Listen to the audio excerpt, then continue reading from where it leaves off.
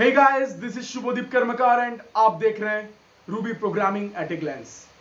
पिछले वीडियो में हमने कवर किया था introduction part of Ruby programming, the installation part of RubyMine IDE, the hello world program. और पिछले पार्ट में हमने ज़्यादा इंस्टॉलेशन में ही फोकस किया था क्योंकि वो थोड़ा इंपॉर्टेंट था और थोड़ा टफ भी था और थोड़ा टाइम टेकिंग भी था। और आज के वीडियो में हम करेंगे the arithmetic operators in Ruby programming, plus minus multiplication division, different kinds of mathematical operations हम रूबी में कैसे करते हैं आज हम लोग वो देखेंगे। और इसके बाद जितने भी वीडियोस आएंगे रूबी एट ग्लैंस में, वहां पर loops, while loops, conditional statements, if else वगैरह और एरेज वगैरह ये सब देखेंगे। और आज के वीडियो में शुरू करते हैं पहले arithmetic operators. Let's start the video. Okay guys, तो हम लोग आ गए हैं रूबी माइन के आईडी में। तो मैंने यहाँ पर एक फोल्डर बना लिया है रूबी 1 नाम से, तुम लोग किसी और नाम से बना सकते हो।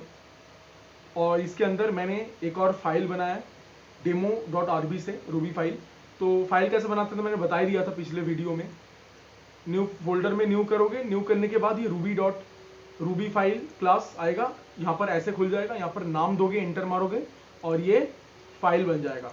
तो मैं demo.rb के अंदर आ गया और यहाँ पर हम लोग समझेंगे अरिथमेटिक ऑपरेटर्स। शुरू करते हैं। मैं पहले बोला था, पहले क्लास में बोला था मैं कि ये रूबी जो है केस सेंसिटिव है। कैसे, इसका पता अभी चलेगा।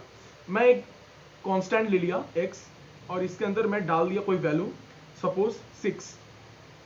अब मैं नीचे डाल दिया कैपिटल X और यहां पर डाल दिया मैंने 10। अब इसके बाद में अगर दोनों प्रिंट किया, पुट एस से प्रिंट होता है। और ये इसमें सबसे बढ़िया बात है कि इसमें कोई सेमीकोलन लगता नहीं है। अगर सी सीखे हो और C++ सीखे हो तो मैं स्ट्रगल समझ सकता हूँ और उसमें सेमीकोलन के बिना क्या हो सकता है वो भी समझ सकता हूँ। तो यहाँ पर कोई सेमीकोलन का जरूरत नहीं है होपफुली। और पुटेस मैंने प्रिंट किया x, पुटेस x, और उसके बाद मैंने प्रिंट किया पुटेस कैपिटल X। अगर मैं इसको रन किया तो ये मुझे दोनों आउटपुट दे दिया, 6 और दूसरा दिया 10। यहां से क्या कंक्लूजन होता है, अगर मैं स्मॉल लेटर में कोई लेटर लिया तो ये एक अलग कांस्टेंट है, और कैपिटल लेटर में अगर कोई लेटर लिया, लेटर से कांस्टेंट लिया तो एक अलग कांस्टेंट है। तो यहां पर केस सेंसिटिव हम लोगों को समझ में आ रहा है कि स्मॉल लेटर में ये एक अलग कांस्टेंट है और कैपिटल लेटर में ये एक अलग कांस्टेंट है, नॉर्मल। और इसके बाद ये पुटेक्स से प्रिंट हो गया। अब इसके बाद मैं अगर बात करूं यहाँ पर एडिशन का कुछ ऑपरेशन का, देखना कितना आसान है। अगर C++ पहले किए हो, कोई लैंग्वेज सीखे हो, तो ये कुछ लगेगा ही नहीं उसके सामने, ठीक है। तो अगर ये 6 है और यहाँ पर मैंने इसे प्लस कर दिया 10, तो देखो ये 16 देगा, मुझे दिखाई देगा। ये यहाँ पर देखो 16 दिखाई दे रहा है। ऐसे ही ऑपरेशन, कोई सेमीकोलन नहीं, कुछ नहीं, ऐसे डायरेक्टली ऑपरेशन जैसे नॉर्मल लिख रहे हो कॉपी किताब में, इतना आसान है सिंटैक्स इसका, ठीक है। तो ऐसा आ रहा है। इसका एक दूसरा तरीका भी है, तुम ऐसा भी कर सकते हो, नीचे आके x और इसके बाद मैंने यहीं पर डाल दिया प्लस और इजिकल टू, एक चीज देखना, ये एरर थ्रो करेगा। मैं यहां पर डाल दिया 10। इसका मतलब क्या होता है, x के अंदर जो वैल्यू है 6 है और उसके बाद मैंने प्लस किया, x के अंदर जो वैल्यू है उसके साथ मैंने प्लस किया, इजिकल टू कितना, 10। x के अंदर जो वैल्यू है उसके अंदर मैं 10 और प्लस कर रहा हूं, 10 और प्लस कर रहा हूं, यानी x के अंदर जो वैल्यू है वो रिप्लेस होके 10 के साथ जुड़ जा रहा है, ठीक है। तो x प्लस इजिकल टू 10। लेकिन अब मैं इसको रन करूंगा, ये मुझे 16 दिखाना चाहिए, 6 प्लस 10 इजिकल टू 16। तो ये मुझे एरर थ्रो करेगा कुछ ऐसे, ये दिखाई देगा सिंटैक्स इजिकल टू कुछ अनएक्सपेक्टेड सिंटैक्स है। तो क्या हो रहा है, ये जो प्लस है ना, प्लस के बाद इसको कुछ ऐड करने वाला चाहिए। तो इसके बाद मैं स्पेस नहीं दे सकता क्योंकि इसके बाद मैं कोई वेरिएबल ऐड नहीं कर रहा हूं। अगर मैं यहां पर वेरिएबल ऐड कर रहा था तो मुझे कोई प्रॉब्लम नहीं, लेकिन इसके बाद इजिकल टू है, प्लस के बाद इजिकल टू है, इज इक्वल टू, तो मुझे डायरेक्टली एक वेरिएबल में जाने के लिए मैं स्पेस नहीं ऐड कर सकता। तो मुझे, अगर मैं इसका स्पेस काट दूं, ये स्पेस की वजह से, क्योंकि स्पेस यहां पर एक स्ट्रिंग जैसा या फिर ऐसा कुछ इसको दिखा रहा है, तो वो एरर थ्रो कर रहा है। x प्लस में इक्वल टू कर दिया, x प्लस इक्वल टू से डायरेक्ट क्या 10, मुझे 10 डायरेक्टली इसको मिल जा रहा है। अब इसके बाद ये एरर थ्रो नहीं करेगा और मुझे 16 प्रिंट करके देगा।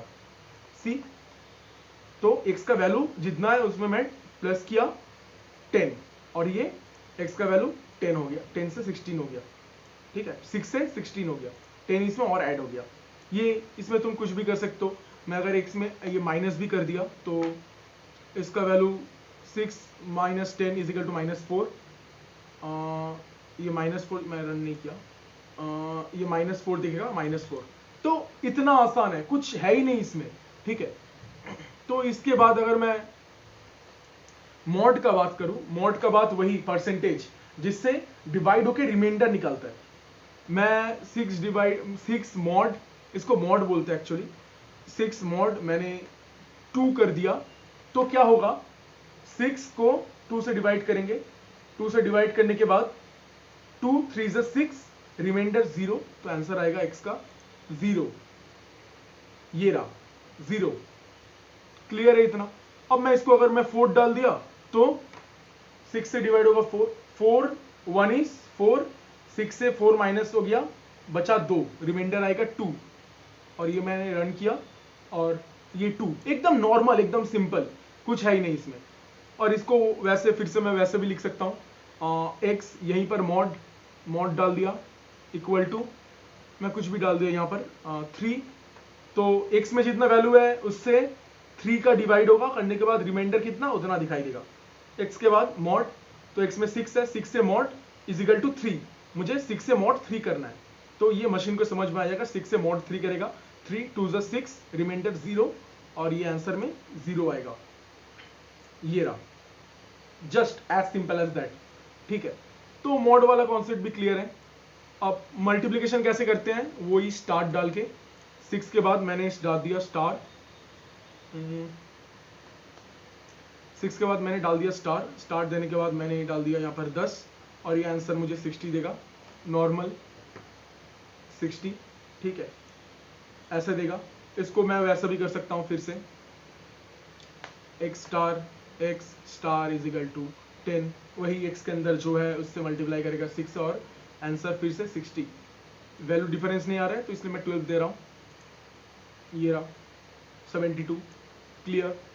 और इसके बाद अगर मैं डबल स्टार्ट दे दिया तो ये पावर में चला जाएगा, पावर 6 स्क्वायर, 6 6 36, अगर मैं 6 स्टार्ट 2 डाल दिया तो ये 6 × 6 करेगा और मुझे 36 रिजल्ट देगा। ये रहा 36, 5 करूँ यहाँ पर और यहाँ पर मैं 3 करूँ, 5 5 5 × 5 25, 25 5 125, ये answer 125। As simple as that, कुछ भी ऑपरेशन करो, कैसा भी करो, ये हो जाएगा। तो इसमें कोई प्रॉब्लम नहीं लग रहा है, ये बहुत ही आसान चीज़ था। अगले वीडियोस में जब आएंगे उसमें जो इसके बाद इफ एल्स, उसके बाद while loops, for loops, arrays, ये सब कवर करेंगे एक एक करके। तो आज के वीडियो में बस इतना ही था, मिलते हैं नेक्स्ट वीडियो में, टिल देन बाय बाय।